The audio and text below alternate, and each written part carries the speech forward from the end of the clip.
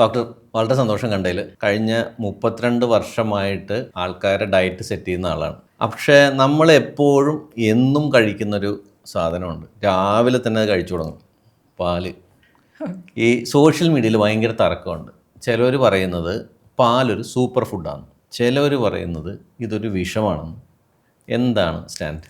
നമുക്ക് ഒരു ഫുഡും സൂപ്പർ ഫുഡ് എന്ന് പറയാൻ പറ്റില്ല. ഓരോ ഫുഡിനും അതിൻ്റെതായ ഗുണങ്ങളുണ്ട്. അപ്പം പാല് ഒരു സൂപ്പർ ഫുഡ് എന്ന് നമുക്ക് പറയാൻ പറ്റില്ല.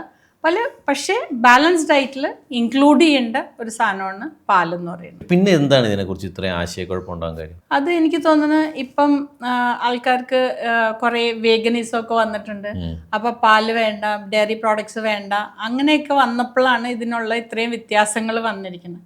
പക്ഷെ സയൻറ്റിഫിക്കലി അങ്ങനെയൊന്നും പ്രൂവ്ഡൻ ആയിട്ട് ഞാൻ എൻ്റെ അതിലൊന്നും കണ്ടിട്ടില്ല. അങ്ങനെയാണെങ്കിൽ ഈ പാലിൽ എന്തൊക്കെ ആണ് അടങ്ങിയിട്ടുള്ളത്? അതിൽ ഈ പറഞ്ഞതിൽ എത്രമാത്രമാണ് ശരിയുള്ളൂ? പാല് നമ്മൾ നോക്കുകയാണെങ്കിൽ അതിൽ നല്ല പ്രോട്ടീൻ കണ്ടന്റ് ഉണ്ട്, എസെൻഷ്യൽ അമിനോ ആസിഡ്സ് ഉണ്ട്. മുട്ട കഴിഞ്ഞ് കഴിഞ്ഞിട്ടുണ്ടെങ്കിൽ പ്രോട്ടീനിൽ ഏറ്റവും നല്ല ക്വാളിറ്റി പ്രോട്ടീൻ പാലിലാണ് അടങ്ങിയിരിക്കുന്നത്. ഏകദേശം 100 ml 3.3 grams പ്രോട്ടീൻ ഉണ്ട്. അതേപോലെ തന്നെ ഗുഡ് എമൗണ്ട് ഓഫ് കാൽഷ്യം ഉണ്ട്. എല്ലുകളുടെ ഇതിനൊക്കെ നമുക്ക് വളരെ ആവശ്യമാണ്. കുട്ടികളുടെ ഗ്രോത്ത് ആൻഡ് ഡെവലപ്മെന്റിന് ഇതിനൊക്കെ നമുക്ക് കാൽഷ്യം വളരെ പ്രാധാന്യമാണ്. അത് ഏകദേശം 188 മില്ലിഗ്രാമോളമാണ് നമ്മുടെ 100 ml പാലിൽ നമുക്ക് കിട്ടുന്നത്. അപ്പോൾ 200 ml എന്ന് പറഞ്ഞിട്ടുണ്ടെങ്കിൽ ഒരു ഗ്ലാസ് പാല്, അതിൽ തന്നെ നല്ലൊരു ഗുഡ് എമൗണ്ട് ഓഫ് കാൽഷ്യമാണ് നമുക്ക് കിട്ടുന്നത്. പിന്നെ ബാക്കിയുള്ള വിറ്റമിൻസും മിനറൽസും എല്ലാം നല്ല ഗുഡ് ക്വാളിറ്റി ആയിട്ടാണ് പാലിൽ അടങ്ങിയിരിക്കുന്നത്. കലോറി നോക്കുകയാണെങ്കിൽ കലോറി കുറവുമാണ് പാലിൽ ഉള്ളത്. എല്ലാ പ്രായക്കാർക്കും ഉപയോഗിക്കാൻ പറ്റുന്ന ഒരു ഫുഡാണ് പാലെന്ന് പറയുന്നത്. നമ്മളിപ്പോൾ ഒരു കുട്ടി ഒരു അമ്മയുടെ പാല് കുടിക്കുന്ന പോലെയല്ല, നമ്മൾ വേറൊരു സ്പീഷീസിൻ്റെ പാലാണ് കുടിക്കുന്നത്. അപ്പം നമ്മളത് എടുത്തു നോക്കുമ്പോൾ ഈ പറഞ്ഞ കാര്യങ്ങൾ അതിനോട് യോജിക്കുന്നത് എങ്ങനെയാണ്? മുലപ്പാല് നമുക്ക് ഒരു ചെറിയ കാലയളവിലേ നമുക്ക് കഴിക്കാനായിട്ട് പറ്റുള്ളൂ. സർക്കാർ പറയുന്നത് 2 കൊല്ലം വരെയാണ് എക്സ്ക്ലൂസീവ് ബ്രസ്റ്റ് ഫീഡിങ് വേണമെന്ന് പറയുന്നത്. അത് കഴിഞ്ഞിട്ടുണ്ടെങ്കിൽ മനുഷ്യന് ബ്രസ്റ്റ് ഫീഡിങ് നമുക്കില്ല, ബ്രസ്റ്റ് മിൽക്ക് ഇല്ല. അപ്പം പക്ഷേ ഗൈഡ് ലൈൻസ് പറയുന്നത് ICMRൻ്റെ ഗൈഡ് ലൈൻസ് ആണെങ്കിലും നാഷണൽ ഇൻസ്റ്റിറ്റ്യൂട്ട് ഓഫ് ന്യൂട്രീഷൻ്റെ ഗൈഡ് ലൈൻസ് ആണ് നമ്മൾ ഫോളോ ചെയ്യുന്നത്. ഗൈഡ് ലൈൻസിൽ പറയണത് ഡയറി ആൻഡ് ഡയറി പ്രോഡക്ട്സ് വേണം എന്നാണ് പറയണത്. ഏകദേശം 400 ml ഒരു ദിവസത്തെ ഭക്ഷണത്തിൽ ഉൾപ്പെടുത്താനായിട്ടാണ് നമ്മുടെ ഗൈഡ് ലൈൻസിൽ പറയുന്നത്. കാരണം പലർക്കും ഈ ലാക്ടോസ് ഇൻടോളറൻസ് പോലത്തെ കാര്യങ്ങളുണ്ടാവും. പാല് കുടിച്ചു കഴിഞ്ഞാൽ അസിഡിറ്റി, ഗ്യാസ് ഫോർമേഷൻ പറയാം, ഒരു ഹെവിനെസ് ഫീൽ ചെയ്യാം. അതുകൊണ്ടാണ് നമ്മൾ ശ്രദ്ധിച്ചറിയാം, പഴയ ആൾക്കാരെല്ലാം കട്ടനാണ്, കട്ടൻ ചായ, കട്ടൻ കാപ്പി. നാട്ടിൻപുറത്ത് ചെന്നാൽ ഇപ്പോൾ ഇടുക്കി പോലത്തെ സ്ഥലങ്ങളിൽ ചെന്നാൽ രാവിലെ ഒരു കട്ടൻ കാപ്പിയാണ്, ഒരു പാല് വളരെ വളരെ വളരെ ചുരുക്കമാണ്. ഈ ഇൻടോളറൻസ് ഉള്ളവർക്ക് ഈ പാലിൽ നിന്ന് കിട്ടുന്ന ഈ പറഞ്ഞ പോലെ വൈറ്റമിൻസ് ഒക്കെ ഉണ്ടല്ലോ, അത് മറ്റേത് ഫുഡിൽ നിന്നാണ് കിട്ടുന്നത്? ലാക്ടോസ് ഇൻടോളറൻസ് എങ്ങനെയാണ് ഉണ്ടാവുന്നത്? ലാക്ടോസ് ഇൻടോളറൻസ് എല്ലാവർക്കും ഇല്ല.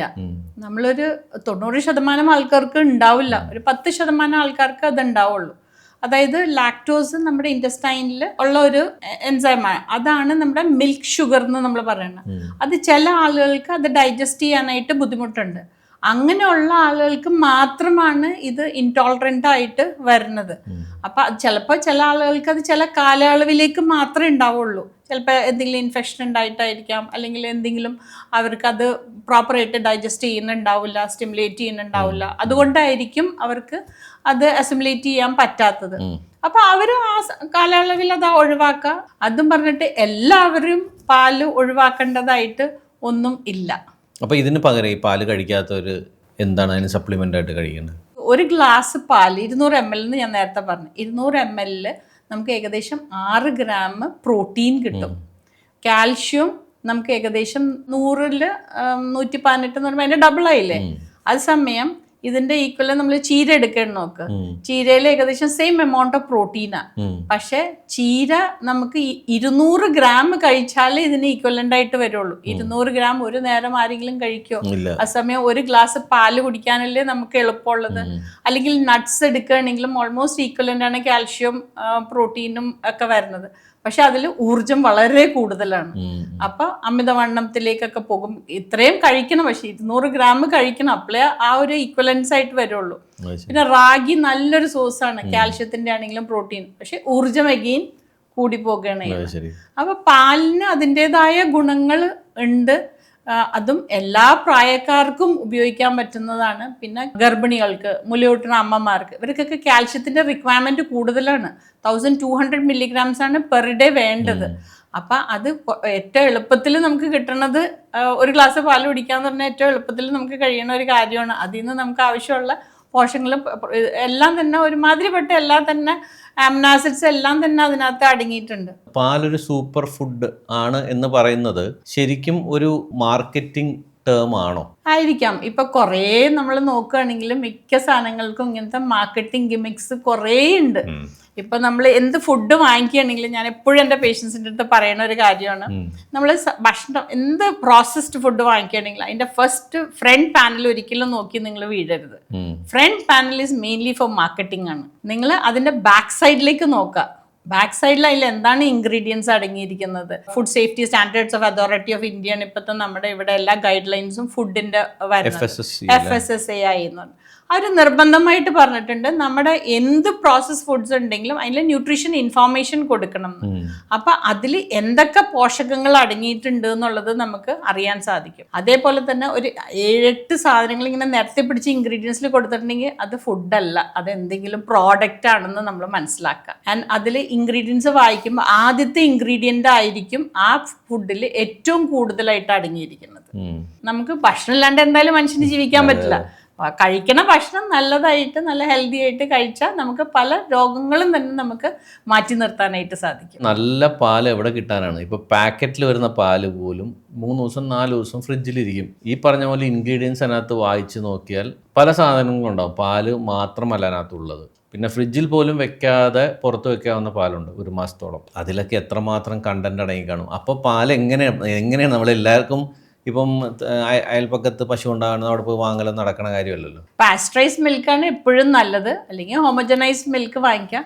ടെട്രാപാക്കിലുള്ള മിൽക്ക് ഇന്നിപ്പം നമുക്ക് എല്ലാത്തിനും സൗകര്യങ്ങളും ഇതൊക്കെ കൂടുതലാണ്. ഇങ്ങനത്തെ കാര്യങ്ങളാണ് കൂടുതൽ എല്ലാവരും എളുപ്പത്തിൽ അടുത്ത വീട്ടിൽ നിന്ന് വാങ്ങിക്കുന്നതിനും എല്ലാവരും പാക്കറ്റ് ഫുഡാണ് നമ്മൾ എടുക്കുന്നത്. അപ്പം അത് ലേബിളിംഗ് കറക്റ്റായിട്ട് നോക്കുക, ഇൻഗ്രീഡിയൻറ്റ് ലിസ്റ്റ് നോക്കുക. മെയിൻലി അതിനകത്ത് എഴുതിയിട്ടുണ്ടാകും സ്കിം മിൽക്ക് ആണോ ഹോൾ മിൽക്ക് ആണോ, അതോ അതിനകത്ത് മിൽക്ക് പൗഡർ ആഡ് ചെയ്തിട്ടുണ്ടോ, മിൽക്ക് സോളിഡ്സ് ഉണ്ടോ.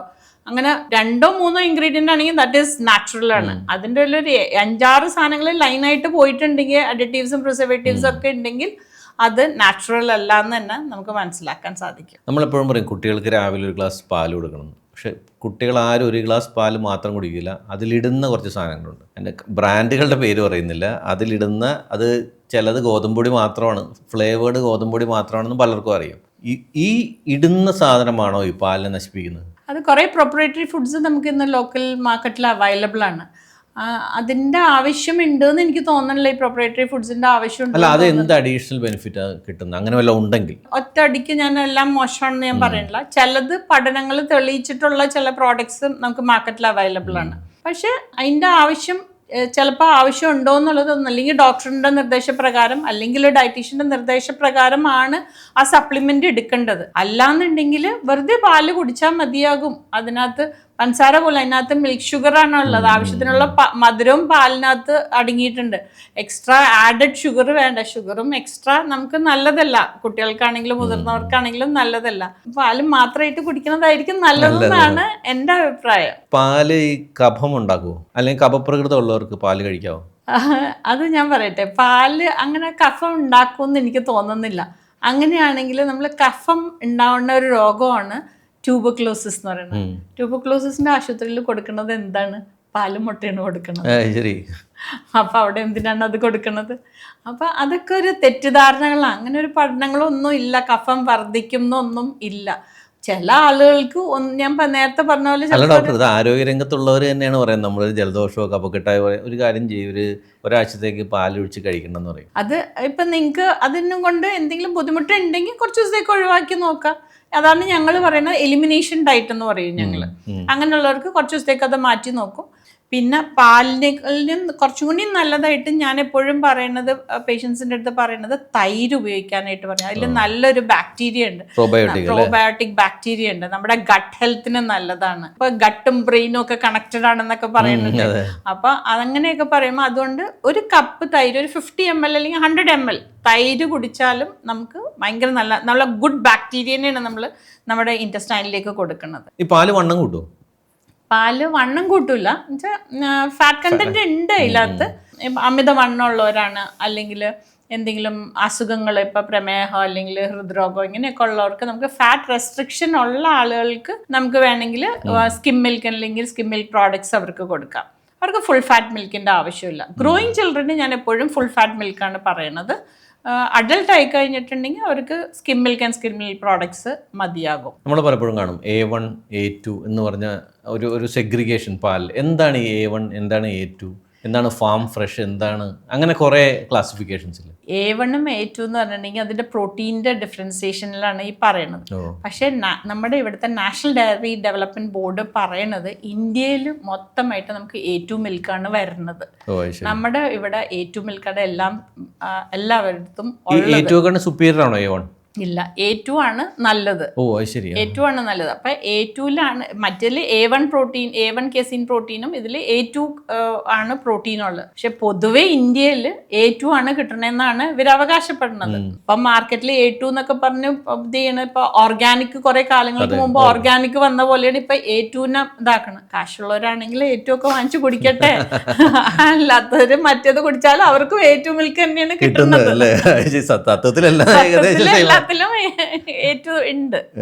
ഈ പലപ്പോഴും ഈ നമ്മൾ സൂപ്പർ മാർക്കറ്റിൽ കാണാം ഈ പാലിന് പകരമുള്ള ചെറിയ സപ്ലിമെന്റ് ലാക്ടോബാസിലസ് ഉള്ള ചെറിയ ഷോർട്സ് കിട്ടുമല്ലോ, നല്ലതാണ് ഗട്ടിന്, അത് നല്ലതാണോ? ചില ബ്രാൻഡ്സ് നമുക്ക് അവൈലബിൾ ആണ്. ലാക്ടോബാസിലസ് ചിലതിൽ കേർഡിൽ തന്നെ അവർ എക്സ്ട്രാ സ്ട്രെയിൻ ആഡ് ചെയ്തിട്ട് ഉണ്ടാക്കുന്നുണ്ട്.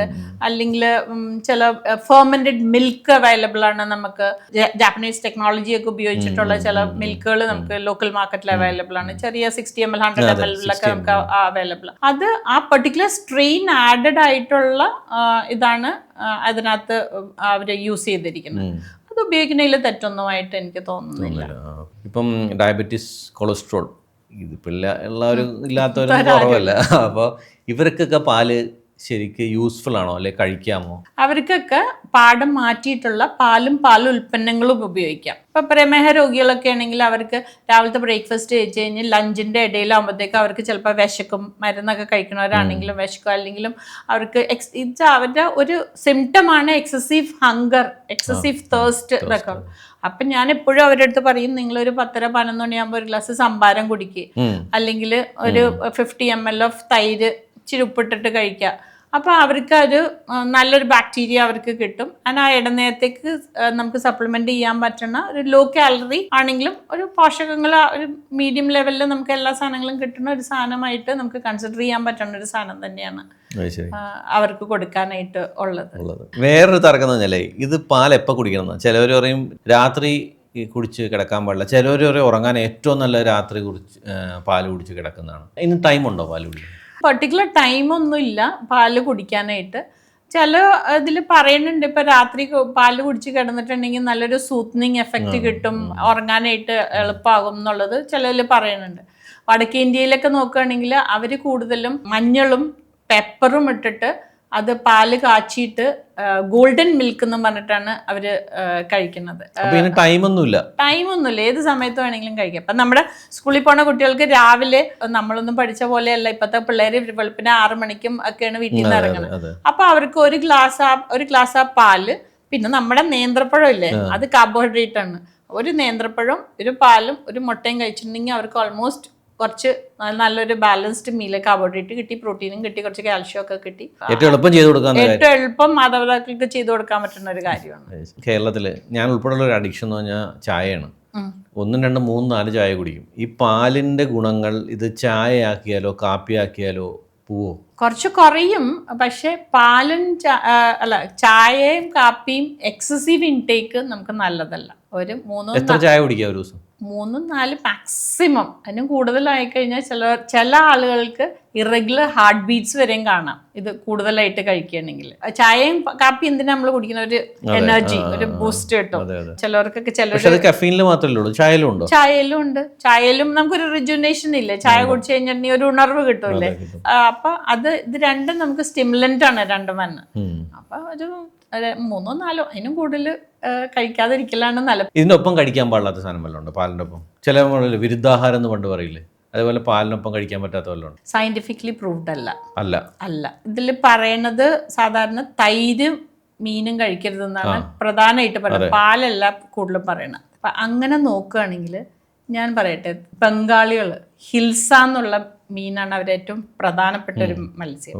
ആ ഹിൽസ അവർ കഴിക്കണ ഇങ്ങനെ തൈരിൽ മാരിനേറ്റ് ചെയ്തിട്ടാണ് അവർ കഴിക്കുന്നത്. നമ്മളിവിടെ മീൻ കഴിക്കുന്നത് തേങ്ങാപ്പാലിൽ തേങ്ങയിൽ അരച്ച്, അവര് തൈരിലാണ് ഈ ഹിൽസ കഴിക്കുന്നത്. സ്പെഷ്യൽ ഡെലിക്കസിയാണത് ഹിൽസ തൈരിൽ ഉണ്ടാക്കാന്നാണ്. എന്നിട്ട് അവർക്ക് അത് ഇത്രയും വർഷങ്ങളായിട്ട് ബംഗാളികൾ ഇത് കഴിച്ചിട്ട് അവർക്ക് ഒരു കുഴപ്പം പറ്റിയിട്ടില്ലല്ലോ. പിന്നെ മുടിയും പോകുന്നില്ല, ഒന്നും പോണില്ല. ചിലരിൽ പറയണ വെള്ളപ്പാണ്ട് വരും എന്നൊക്കെ, അവർക്ക് വെള്ളപ്പാണ്ട് വല്ലതും ഉണ്ട്. ചിലവരില്ലേ ഇവിടെ സ്കിൻ റഫ് സ്കിൻ ആവുന്നാണ് പറയുന്നത് തൈരും മീനും കൂടെ കഴിച്ചത്. അത് തെറ്റിദ്ധാരണയാണ്. പിന്നെ ഞാൻ വേറൊരു കാര്യം ചോദിച്ചു, ഈ തന്തൂരി ഡിഷസ് ഫിഷൊക്കെ തന്തൂരി ഡിഷസ് മാരിനേറ്റ് ചെയ്യുന്ന എന്തിലാ? തൈരിലാണ് മാരിനേറ്റ് ചെയ്യുന്നത്. അത് നമ്മൾ കഴിക്കുന്നുണ്ട്. അത് കഴിക്കുമ്പോൾ നമുക്ക് കുഴപ്പമൊന്നുമില്ല. അതെല്ലാവരും നല്ല എൻജോയ് ചെയ്തിട്ട് ഈ തന്തൂരി ഡിഷസ് കഴിക്കുന്നുണ്ട്. അപ്പൊ അതൊക്കെ വെറുതെ ഇങ്ങനെ പറയുന്നതാണ്. അതിലൊന്നും വലിയ അർത്ഥമുണ്ടെന്ന് സയന്റിഫിക്കലി ഇത് പ്രൂവ്ഡ് അല്ല. ഈ വീഗൻ ട്രെൻഡ് വന്നപ്പോഴാണ് ആൽമണ്ട് മിൽക്ക്, സോയ മിൽക്ക്, അങ്ങനെ പല സാധനങ്ങളും വന്നത്. ഇതൊരു ഓൾട്ടർനേറ്റീവ് ആണോ? ഒരിക്കലും അല്ല. ഇത്രയും പാട്ട ആൽമണ്ട് മിൽക്ക് ഉണ്ടാക്കണമെങ്കിൽ എത്രമാത്രം ആൽമണ്ട്, ആ പൈസക്ക് എങ്ങനെ ഒരു ഇത് കൊടുക്കും? അതിൽ എത്രത്തോളം ആൽമണ്ട് ഉണ്ടെന്ന് നോക്കാം. അത് ആ ഇൻഗ്രീഡിയന്റ് എടുത്ത് നോക്കാം. ആദ്യത്തെ കണ്ടന്റ് ചിലപ്പോൾ വേറെ എന്തെങ്കിലും ആയിരിക്കും. ആൽമണ്ട് അവിടെ ചിലപ്പോൾ 1%, 2% എന്തെങ്കിലും ഉണ്ടാവുള്ളൂ. അപ്പൊ ഇത്രയും വലിയ പാട്ടയുടെ ഇത്രേ ഉണ്ടാവുള്ളൂ, വളരെ കുറവ് പെർസെന്റേജ്. ആ ഇൻഗ്രീഡിയന്റ് ലിസ്റ്റ് എടുത്ത് നോക്കുക. പ്രോസസ്ഡ് ആണ്, അതിനകത്തൊന്നും ഒന്നും കിട്ടാം. അതിനും ഭേദം ആൽമണ്ട്. നമുക്ക് നട്ട്സ് ആൻഡ് ഓയിൽ സീഡ്സ് എല്ലാ ദിവസവും 30 grams റെക്കമെൻഡേഷൻ പറയുന്നുണ്ട്. എല്ലാ ദിവസവും ഒരു പിടി ആൽമണ്ട് കഴിക്കുക. ഈ ആൽമണ്ട് മിൽക്ക് പ്രോസസ്ഡ് വാങ്ങിച്ച് അതിനകത്ത് കുറെ പ്രിസർവേറ്റീവ്സും അഡിറ്റീവ്സും ഒക്കെ ചേർത്തിട്ട് വരുന്നത്, അത് കഴിക്കുന്നതിന് നല്ലത് ഇതാണ് നല്ലത്. ഒരു ഡയറി ഫ്രീ ലൈഫ് ആരോഗ്യപരമാണോ? ഒരിക്കലും. ഞാൻ ടെക്നിക്കലി സയന്റിഫിക്കലി പോണ ഒരാളാണ്. നമ്മുടെ ഗൈഡ് ലൈൻസിൽ പറയുന്നുണ്ട് നമുക്ക് വേണം, ഡയറി വേണം എന്ന് പറയുന്നുണ്ട്. അപ്പം അവരിത്രയും ഗവേഷണങ്ങളൊക്കെ നടത്തിയിട്ടല്ലേ പറയണത്. പിന്നെ എൻ്റെ ഇത്രയും കൊല്ലത്തെ പ്രാക്ടീസിലും ഞാനും കുടിക്കാറുണ്ട്, പാലും കുടിക്കാറുണ്ട്, തൈരും കഴിക്കാറുണ്ട്, ഉപയോഗിക്കാറുണ്ട്. എനിക്കൊരു കുഴപ്പം തോന്നിയിട്ടില്ല. ഞാൻ എൻ്റെ പേഷ്യൻസിനും ഞാൻ റെക്കമെൻഡ് ചെയ്യാറുള്ളൊരു കാര്യമാണ്. ആൻഡ് പാല് നമുക്ക് ഇൻക്ലൂഡ് ചെയ്യണം എന്ന് തന്നെയാണ് എൻ്റെ അഭിപ്രായത്തിൽ. ഈ സോഷ്യൽ മീഡിയ എത്രമാത്രം തെറ്റിദ്ധരിപ്പിക്കുന്നുണ്ട് ആൾക്കാർ ഈ പാലിൻ്റെ കാര്യത്തിൽ? അതിൽ കുറേ ഇറലവൻറ്റ് ഇതാണ് സോഷ്യൽ മീഡിയയിലുള്ളത്. ബ്ലാങ്കറ്റായിട്ട് വിശ്വസിക്കരുത്. എപ്പോഴും പറയുന്ന ആൾക്കാരുടെ ജെനുവിനിറ്റി കൂടി നോക്കാനായിട്ട് പ്രത്യേകം ശ്രദ്ധിക്കണം എന്നുള്ളത് മാത്രമേ. പറയുന്ന ആൾക്ക് സൂട്ടബിൾ ആയിരിക്കും, അയാളുടെ എക്സ്പീരിയൻസ് ആയിരിക്കും ചിലപ്പോൾ അയാൾ പറയണ. അയാൾക്ക് ചിലപ്പോൾ അത് കഴിച്ചപ്പോൾ ചിലപ്പോൾ ഇൻടോളറന്റ് ആയിരിക്കും. ഞാൻ നേരത്തെ പറഞ്ഞില്ലേ 10% ആൾക്കാർക്ക് ഇത് പ്രശ്നം ഉണ്ടാവും. അയാൾക്ക് ചിലപ്പോൾ ഇത് ഡൈജസ്റ്റ് ചെയ്യുന്നുണ്ടാവില്ല. അതുകൊണ്ടായിരിക്കും അയാളത് വേണ്ടെന്ന് പറയുന്നത്. എല്ലാവരും ബ്ലാങ്കറ്റ്ലി അത് കംപ്ലീറ്റ്ലി അവോയ്ഡ് ചെയ്യണമെന്ന് ഇല്ല. ചില ഫുഡ് സപ്ലിമെന്റ്സിന്റെ പരസ്യത്തിൽ പറയാറുണ്ട് ഇതിനൊപ്പം പാല് കഴിച്ചാൽ ഉയരം കൂടുന്നു. അങ്ങനെ പാല് കുടിച്ചാൽ ഉയരം കൂടുന്ന പരിപാടി എന്താ? ഇല്ല, അങ്ങനെ പാല് കുടിച്ചാലൊന്നും പാല് മാത്രം കുടിച്ചോണ്ട് ഉയരമൊന്നും കൂടില്ല. അത് വെറുതെ ഒരു മാർക്കറ്റിംഗ് അതിന്റെ കൂട്ടത്തില്. പക്ഷെ അതിന്റെ താഴെ എന്തെങ്കിലും കാണൂല്ലേ, കണ്ടീഷൻ സപ്ലൈ എന്നോ എന്തെങ്കിലും കാണൂലേ? പാലിനെ കുറിച്ച് ആൾക്കാരുടെ ഇടയിലുള്ള ഏറ്റവും വലിയൊരു തെറ്റിദ്ധാരണ എന്താണ്? ഒന്ന്, കഫം വർദ്ധിക്കും എന്നുള്ളതാണ് എല്ലാവർക്കും ഉള്ള ഒരു ഇത്. പാല് കുടിച്ചിട്ടുണ്ടെങ്കിൽ കഫം വർദ്ധിക്കും. അതാണ് മെയിനായിട്ട് പേഷ്യൻസ് വന്നാൽ പറയുന്ന ഒരു പ്രധാന കാര്യം. പിന്നെ ചിലർ വന്നിട്ട് പറയണ ഇതുപോലെയാണ്, പാൽ കുടിച്ച് കഴിഞ്ഞാൽ അപ്പം തന്നെ ടോയ്ലറ്റിൽ പോകാൻ തോന്നും, ഭയങ്കര ബ്ലോട്ടിങ് ആണ്, ഗ്യാസ് ആണ്. അങ്ങനെ ഇത് രണ്ടുമാണ് മെയിനായിട്ട് ആൾക്കാർ വന്ന് പറയണത്. അപ്പം അങ്ങനെയുള്ളവർക്ക് നമ്മൾ അവരെ നോക്കിയിട്ട് അതിനനുസരിച്ചിട്ട് അവർക്ക് അതിന് പകരമായിട്ട് വേറെ എന്ത് കൊടുക്കാൻ പറ്റും എന്നുള്ളത് നമ്മൾ നോക്കും. അപ്പോൾ നമുക്ക് പാലിനെ കുറച്ചുകൂടെ നന്നായി സ്നേഹിക്കാം അല്ലേ? അതെ, സ്നേഹിക്കണം. തീർച്ചയായിട്ടും പാലിനോട് ഒരു വിരോധം തോന്നേണ്ട ഒരു കാര്യമില്ല. പാല് നേച്ചുറലി നമുക്ക് കിട്ടണതാണ്. പാലിനെ ഒഴിവാക്കുകയാണെങ്കിൽ നമ്മൾ അങ്ങനെയാണെങ്കിൽ ചിക്കൻ ഒഴിവാക്കണം, മുട്ട ഒഴിവാക്കണം. ഇതൊക്കെ ആനിമൽ പ്രോഡക്ട്സ് അല്ലേ, മീറ്റ് ഒഴിവാക്കണം, ഇതെല്ലാം. അപ്പൊ പാലിനോട് മാത്രം എന്തിനാ നമ്മൾ വിരോധം കാണിക്കുന്നത്? സോ സന്തോഷമായിട്ട് എന്താ പറയണ, പാല് ആസ്വദിച്ച് കഴിക്കുക അല്ലേ? ആസ്വദിച്ച് that is A correct word. ആസ്വദിച്ച് പാല് എല്ലാ ദിവസവും 1 ഗ്ലാസ് കുടിക്കാനായിട്ട് ശ്രദ്ധിക്കുക. ആൻഡ് അതിനൊപ്പം തന്നെ ഒരു 100 ml ഓഫ് തൈരും അന്നന്ന് ഉറവിക്കുന്ന തൈര് കഴിക്കുന്നതായിരിക്കും കൂടുതൽ നല്ല, അധികം പുളിയൊന്നും ഇല്ലാത്ത. ശരി. അപ്പോൾ thank you doctor, thank you so much. Thank you so much.